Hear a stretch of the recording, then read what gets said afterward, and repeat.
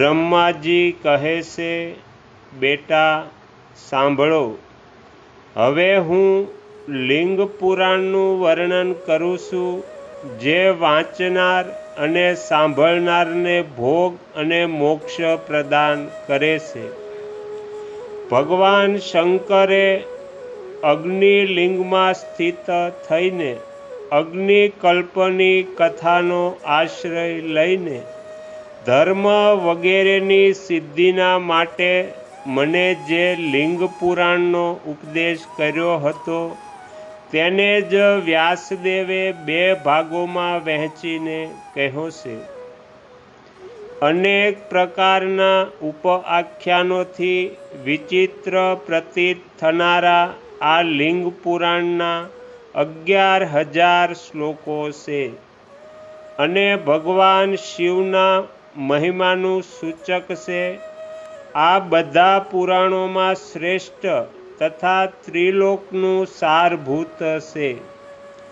પુરાણના આરંભમાં પ્રશ્ન છે, પછી સંક્ષેપમાં સૃષ્ટિનું વર્ણન કરવામાં આવ્યું છે. ત્યાર પછી યોગાખ્યાન અને કલ્પાખ્યાનનું વર્ણન છે. ત્યારબાદ લિંગનો પ્રાદુર્ભાવ અને તેની પૂજાવિધિ બતાવવામાં આવી છે. પછી સનંતકુમાર અને શૈલ વગેરેનો પવિત્ર સંવાદ છે. ત્યાર પછી દધીચી ચરિત્ર, યુગધર્મ નિરૂપણ, ભુવનકોશ વર્ણન તથા સૂર્યવંશ અને ચંદ્રવંશનો પરિચય છે. ત્યાર પછી વિસ્તારપૂર્વક સૃષ્ટિનું વર્ણન, ત્રિપુરની કથા, લિંગ પ્રતિષ્ઠા તથા પશુપાશ વિમોક્ષનો પ્રસંગ છે.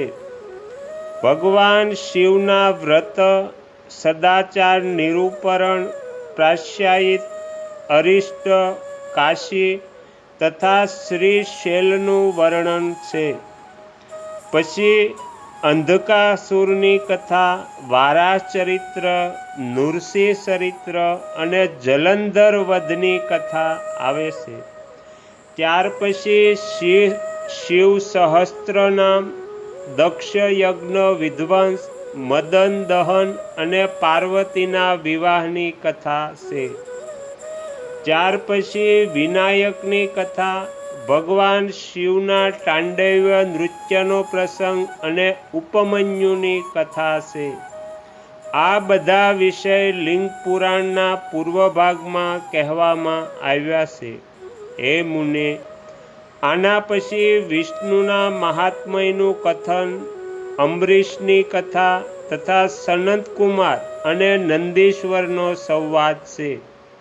પછી શિવ મહાત્મયની સાથે સ્નાન, યાગ વગેરેનું વર્ણન, સૂર્યપૂજાની વિધિ તથા મુક્તિપ્રદ શિવ પૂજાનું વર્ણન કરવામાં આવ્યું છે. ત્યાર પછી અનેક પ્રકારના દાનનું વર્ણન છે. પછી શ્રાદ્ધ પ્રકરણ અને પ્રતિષ્ઠા તંત્રનું વર્ણન છે. ત્યાર પછી અઘોર કીર્તન, વ્રજેશ્વરી મહાવિદ્યા, ગાયત્રીનો મહિમા, ત્રંબક્ય મહાત્મય અને પુરાણ શ્રવણના ફળનું વર્ણન કરવામાં આવ્યું છે. આ પ્રમાણે મેં તમને વ્યાસરચિત લિંગ પુરાણના ઉત્તર ભાગનો પરિચય આપ્યો. આ ભગવાન રુદ્રના મહાત્મયનું સૂચક છે, જે આ પુરાણને લખીને ફાલ્ગુન મહિનાની પૂર્ણિમાએ તલધેનુની સાથે બ્રાહ્મણને વિધિપૂર્વક દાન કરે છે. તે જરા મૃત્યુ રહિત શિવ સાયુજ્ય પ્રાપ્ત કરે છે. જે મનુષ્ય પાપનાશક લિંગ પુરાણનો પાઠ કરે અથવા સાંભળે છે, તે આ લોકમાં ઉત્તમ ભોગ ભોગવીને અંતમાં શિવલોકમાં જાય છે. તે બંને ભગવાન શિવના ભક્ત છે અને ગિરજા વલ્લભ શિવની કૃપાથી આ લોક અને પરલોકનો યથાવત ઉપભોગ કરે છે, એમાં સંશય નથી. શ્રી સદગુરુ દેવની જય. આગળના વિડીયો જોવા માટે આ ચેનલને આ રીતે સબસ્ક્રાઈબ કરો અને આવનારા વિડીયોનું નોટિફિકેશન મળી રહે તે માટે બેલ આઇકન પણ દબાવો.